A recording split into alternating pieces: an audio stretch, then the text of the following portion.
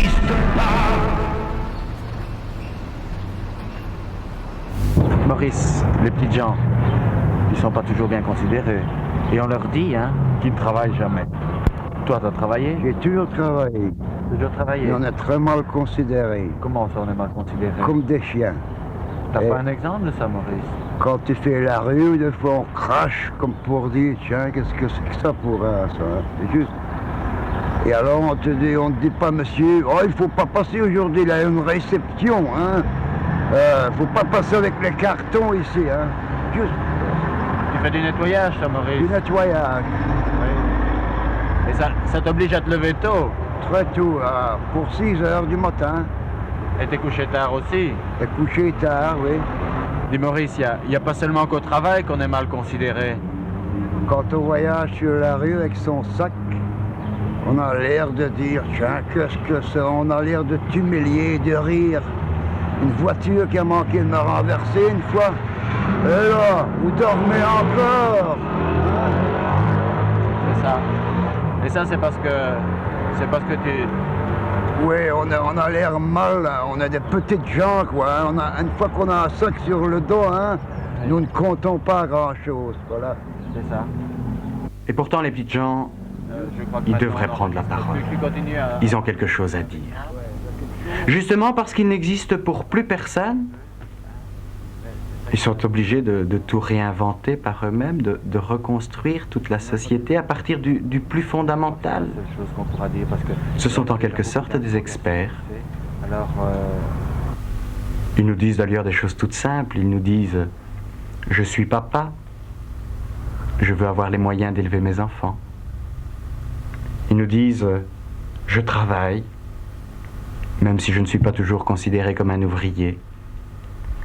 Ils nous disent « Je veux être considéré ». Bref, ce qu'ils demandent, c'est le droit d'exister.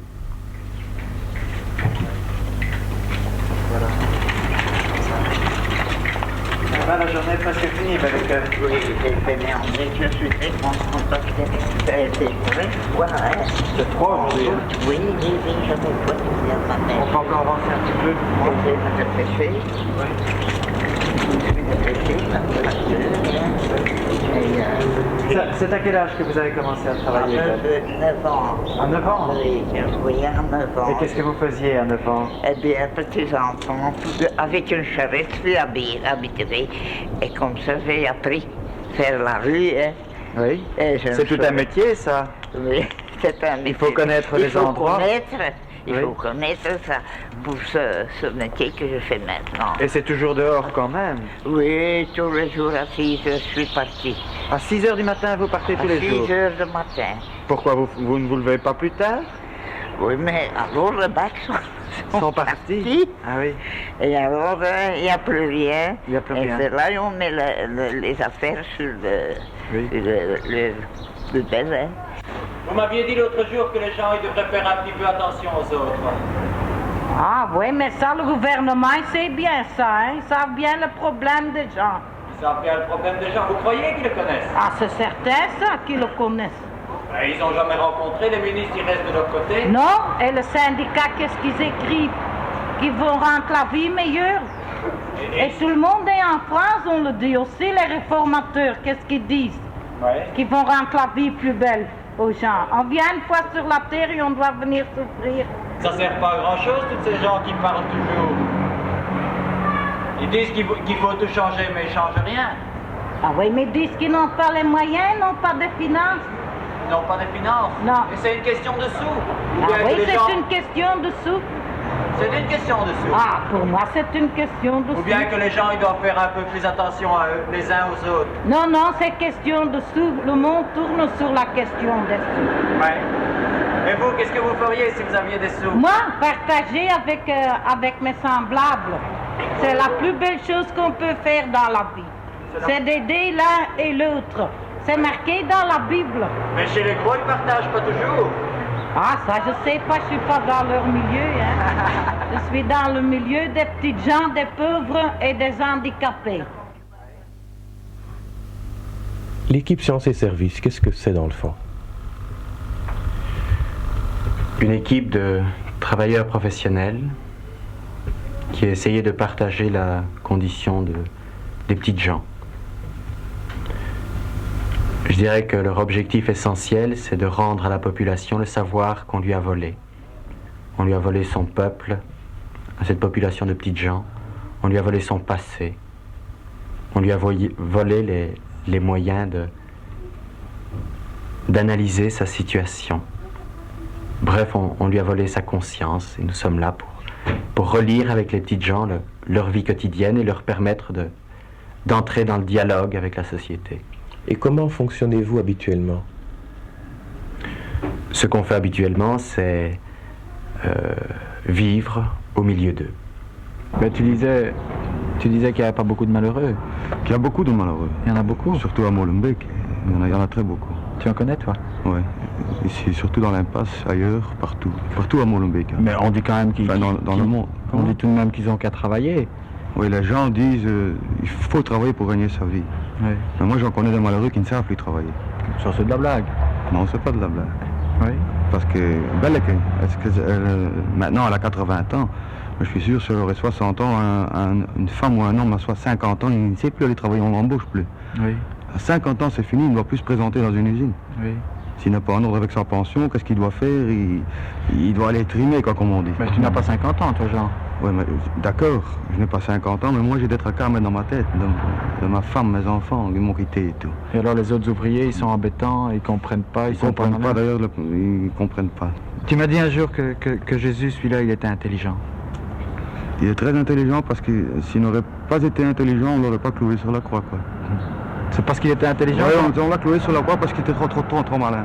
Beaucoup trop malin. Mais qu'est-ce que tu veux dire quand tu dis qu'il est trop malin? Eh bien voilà, il faisait la communauté, quoi. Les pauvres ne peuvent pas se grouper, il faut les diviser. Pour un patron d'usine, si c'est mettre la moitié de son usine contre l'autre moitié, qui sont fâchés, les deux moitiés l'un contre l'autre, eh bien son usine va bien tourner, très bien tourner. Mais s'ils font tous ensemble, le patron, ça ne lui plaît pas.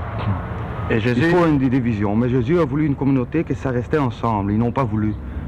Alors c'était lui le malheureux, quoi, qui ont pris, voilà, on va te prendre, c'est toi, l'initiateur, voilà, c'est toi qui sera puni, quoi. Oui. C'est ça. Et l'équipe, elle est pluraliste ou elle est seulement constituée de chrétiens? L'équipe se veut pluraliste.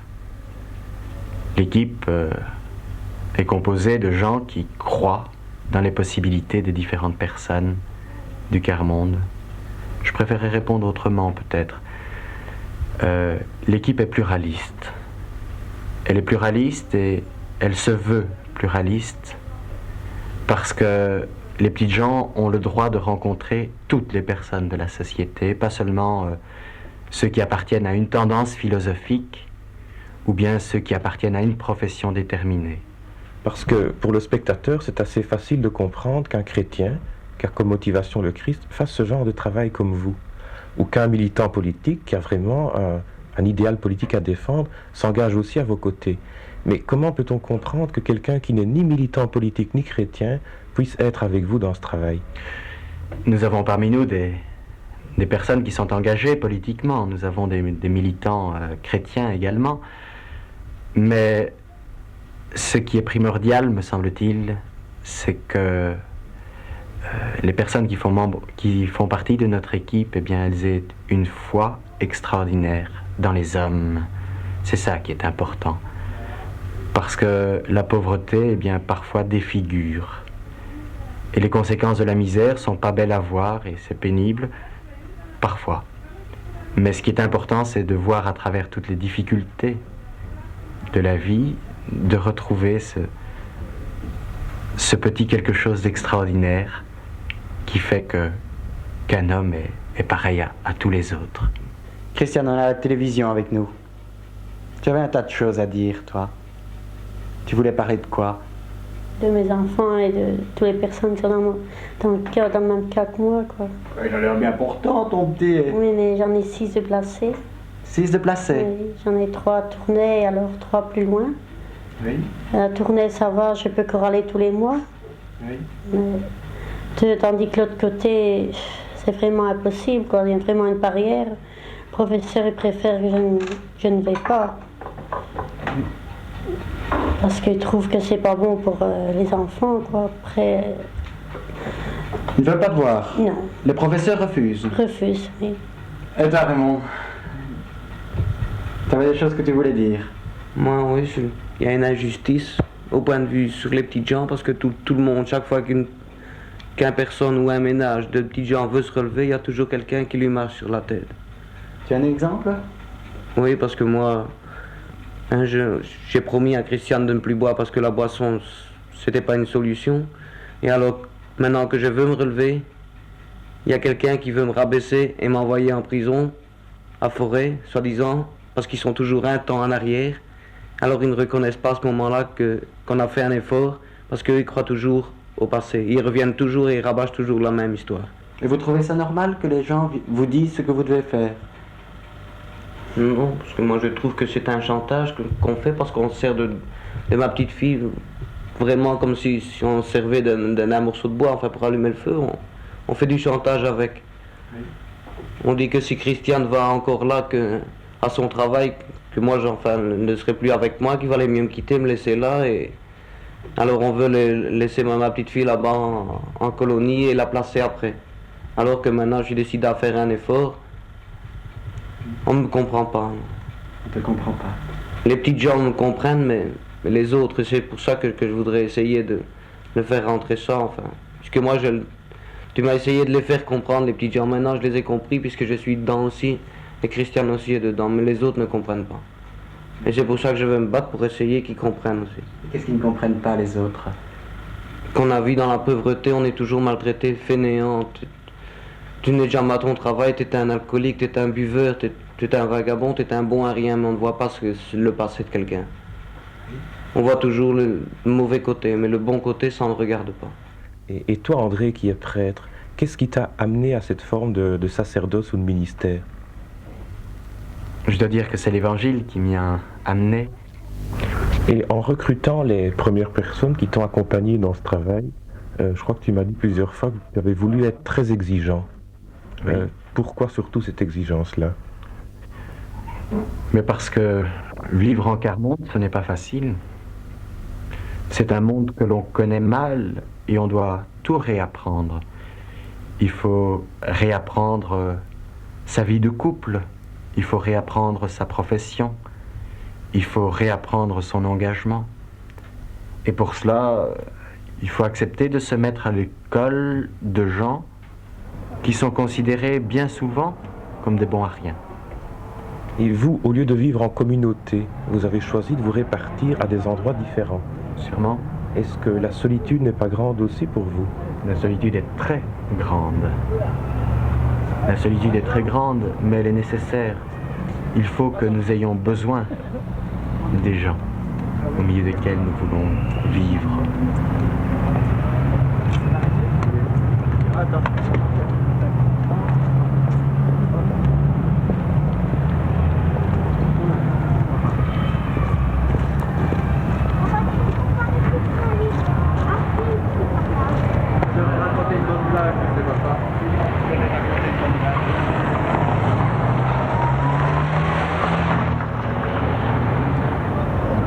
C'est pas trop difficile pour toi, tu es seul avec ces deux petits Ah ben c'est pas très drôle. Il y a des problèmes, c'est la fois difficile, mais enfin on s'entend bien. Vous entendez bien, c'est bien d'aller les rechercher à l'école maintenant? Ben oui, ils sont à l'école depuis 7h15. Parce que tu es tout seul pour eux? Tout seul, il n'y a pas de problème. À trois dans la vie. Oui. Tu reçois parfois des affronts ou tu as parfois des difficultés? Oh, non, encaisse. Un homme seul avec deux gosses, c'est suspect. C'est suspect? Bah. C'est quand même normal, non? Non, c'est pas normal. Ça choque les gens, je suppose, mais... Qu'est-ce qu'on lui reproche? Qu'est-ce qu'on te reproche à toi? Pour rien, on regarde avec méfiance. Les enfants, s'ils encaissent à l'école, t'as pas avec ton papa, toi t'as pas de maman, tu es tout seul avec ton papa, il y en avance, ça rentre, ça flotte, tous les côtés. C'est pas s'habitue. On s'habitue. Bah, c'est quand même pas facile. Non. Si t'avais quelque chose à demander, qu'est-ce que tu demanderais? Un peu plus de tolérance, un peu plus de compréhension pour les problèmes que ça pose. Les enfants n'ont pas le droit d'être malades, parce que si je reste à la maison pour les soigner, ben, absence injustifiée, pas de salaire, prime annuelle réduite, des sanctions, il n'y a pas de problème. On ne peut pas être malade quand on est seul avec deux gosses. faudrait tellement peu de choses pour changer tant de choses.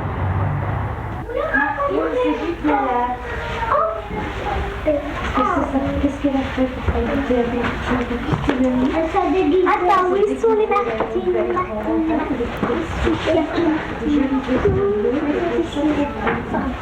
Attirez-vous parce que je veux faire chercher.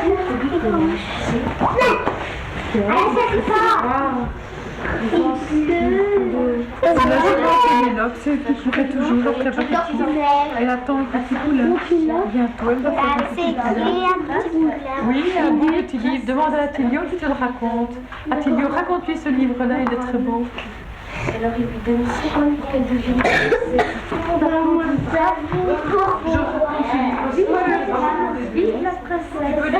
Dominique, qu'est-ce que c'est le pivot culturel et la bibliothèque? Le pivot culturel ici et la bibliothèque a surtout pour but d'apporter le savoir. Parce que nous croyons que ce dont les petites gens sont le plus privés, c'est du savoir. Les moyens pour comprendre le monde, comprendre les choses qui les environnent. Les mots pour avoir prise sur les choses. C'est ton avis, Anne-Marie? Oui, mais le plus important pour moi, c'est le livre. Le livre, ça permet aux enfants de poser des questions, de s'exprimer, de trouver des réponses, d'avoir des mots pour dire ce qu'ils pensent. Et puis les enfants, on leur a demandé ce qu'ils feraient s'ils étaient rois. Tu peux bien relire maintenant ce que tu as dit? Si j'étais roi. Si j'étais roi, j'aurais une maison grande pleine de fleurs. J'aurais beaucoup d'argent, une télé, une voiture. Je ferais des écoles et des bibliothèques parce que ma sœur, elle a appris à lire. En bien, elle a fait des progrès. Et toi? Moi, je suis pour. Tu ne sais pas, t'as jamais réfléchi? Qu'est-ce que tu aimerais bien faire si tu étais roi? Pour toi et tous tes amis? Moi, acheter une maison. Acheter une maison, comment? Je sais pas, avec de l'argent. Et toi, Patricia? Je l'ai dit. Tu l'as dit? Tu n'as rien d'autre à dire? Non. Moi, oui. Oui? Je demanderai à ma maman une caravane. Oui? Une caravane et j'achèterai des belles robes. Et des animaux. Un chien, un chat. Et je ferai aussi un zoo. D'Anvers, voilà. Et toi, Eddie? Et toi, pourquoi? Et toi, Dominique? Qu'est-ce qu'on va faire?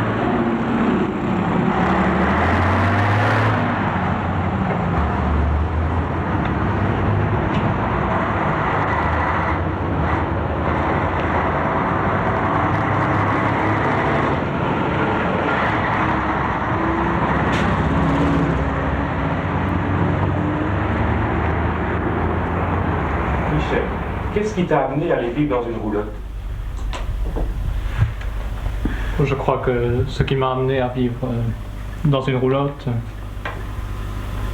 c'est pas pour le plaisir d'habiter dans une habitation originale, c'est parce que en 1970, j'ai eu l'occasion de rencontrer des gens qui s'étaient rassemblés en un mouvement et qui m'ont fait apparaître toute une partie de la population que je ne connaissais pas et que j'ai été interpellé par l'intermédiaire de ces gens-là, par toute cette population. Tu as découvert une population qui n'existait pas. Et justement, c'est ça que j'apprends un petit peu à découvrir tous les jours. C'est qu'il y a des gens qui sont obligés de vivre dans certaines conditions, des gens qu'on ne voit pas, qui sont cachés dans des sous-sols, dans des mansardes, dans une cour comme celle où j'habite, et que très souvent on montre du doigt. Allez,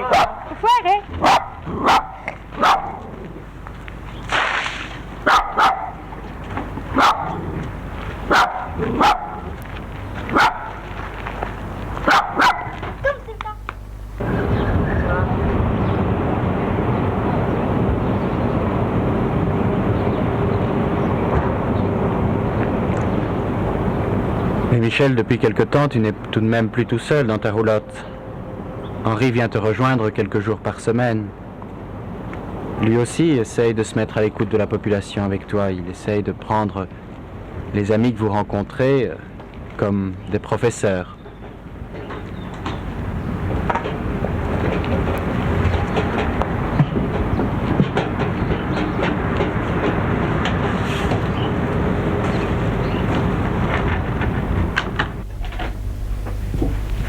Hey gros. Comment ça va? Quoi? Il y a un truc formidable, hein. Jean-Pierre est passé. Ah, lequel? Bah, celui qui habite la roulotte en face, là. Ouais. Et puis, il a reparlé du bouquin qu'il voulait faire sur sa vie, quoi. Enfin, avec les deux titres, là, Les enfants de la rue sans espoir, et puis Je ressors de l'enfer. Alors, je lui ai demandé si on pouvait commencer le bouquin maintenant. Puis il était d'accord. Alors, on a pris des papiers, puis on a commencé à faire l'introduction, où il explique un peu sa vie, comme ça. Un des trucs qu'il a dit qui me paraît vraiment important, c'est qu'on a toujours été repoussé parce qu'on habitait cette rue. Donc la rue sans espoir, qu'il appelait aussi la rue des malfaisants. On était des sous-ouvriers, en disant on est en dessous des ouvriers. Et même le plus petit des ouvriers ne voulait pas comprendre la misère. Personne ne veut comprendre. Alors, il expliquait aussi, on ne sait pas pourquoi on est entré en prison, parce qu'on t'a laissé ignorant. On ne t'a jamais expliqué la vie courante ou la différence entre le bien et le mal. Puis alors là, il reprend un peu sa vie, c'est un grand schéma, où il disait, à 25 ans, je suis sorti de ce quartier avec une grosse punition. La justice n'a rien compris des histoires que j'avais eues. Après, j'ai été un garçon perdu au sortir de la prison. Tu sors de l'enfer, d'un quartier sans espoir. Et puis il explique ce que c'est que l'enfer. L'enfer, c'est pour un garçon, quand personne ne vient le voir, personne ne vient l'aider. Pourtant, on m'avait promis. Et puis alors, je lui ai demandé par après qu'est-ce qu'il voulait dire quand il disait on n'a plus qu'une chose à faire, c'est de se taire.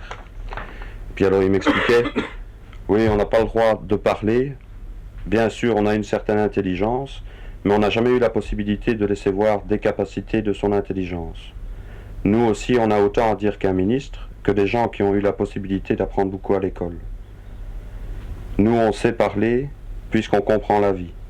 On vit de jour en jour la vie, chaque heure compte pour nous, on est obligé, on ne sait pas s'en sortir autrement. Une heure peut nous coûter très cher.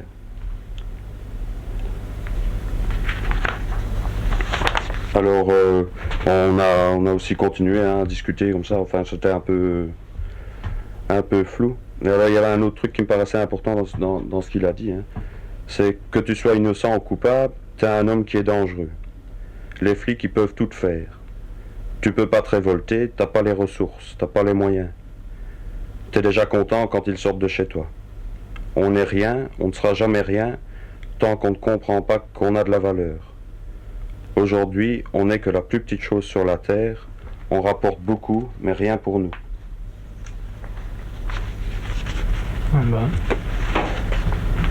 Bien, parce que quand il y a des gens qui disent la pauvreté n'existe pas, bon ben, ce type-là, il nous le dit, quoi. Et puis alors, il nous montre bien que, par exemple, moi, un truc qui m'a frappé, c'était vraiment qu'il se sentait comme étant le plus petit, et dans sa vie, dans sa rue sans espoir, comme il dit, même les ouvriers disaient, t'es rien du tout. Oui, et le fait de... Même sa famille, quoi. Il ne comprend pas non plus. Ouais. Même sa propre famille, enfin, elle le comprend, mais elle ne veut plus s'attacher à lui.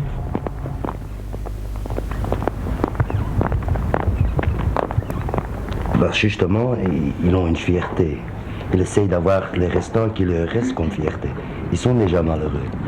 Ils se sentent déjà qu'ils sont en dessous d'un autre. Ils ont peur de laisser voir leur souffrance. Et ni seulement peur, mais ils veulent tenir leur fierté, leur restant de leur fierté qui est là. Ils ne demandent pas de charité. Parce qu'avec la charité, ils se sentent qu'ils sont malheureux. Et à cause de cet amour propre, ils ne veulent pas laisser voir qu'ils sont malheureux. Ils sont plus fiers avec la pauvreté qu'ils possèdent que d'aller se laisser voir et aller demander quelque chose. Ou qu'il y a quelqu'un qui l'aide, ils sont gênés. Ils sentent qu'ils ont obligé quelqu'un qu'il doit l'aider. Ils disent, on voit qu'on est impossible de survivre nous-mêmes et on perd notre fierté et le reste qui nous reste au cœur.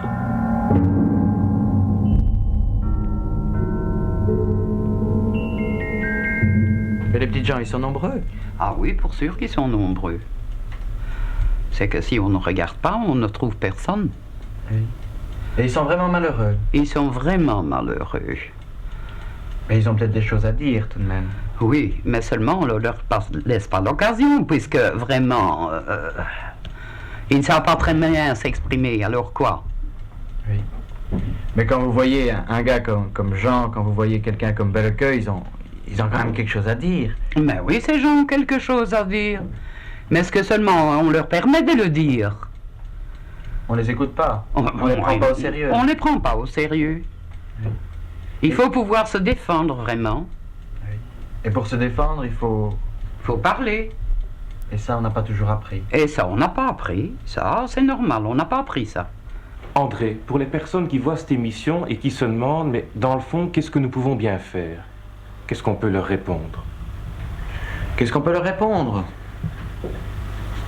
Ben, je crois que les petites gens ont parlé eux-mêmes. Ils demandent à être considérés. Ils demandent les moyens d'être papa, d'être maman. Ils demandent les moyens d'exister. D'exister pour le policier, d'exister pour l'homme qui tient un guichet, d'exister pour l'assistante sociale. Mais exister pour l'assistante sociale, c'est-à-dire qu'on reconnaisse aux petites gens le droit d'avoir quelque chose à dire à l'assistante sociale, à lui apprendre. Je crois que c'est ça qui me semble l'essentiel. Tu te trompes, petite fille, si tu me crois désespéré. La nature a horreur du vide et l'univers t'a remplacé.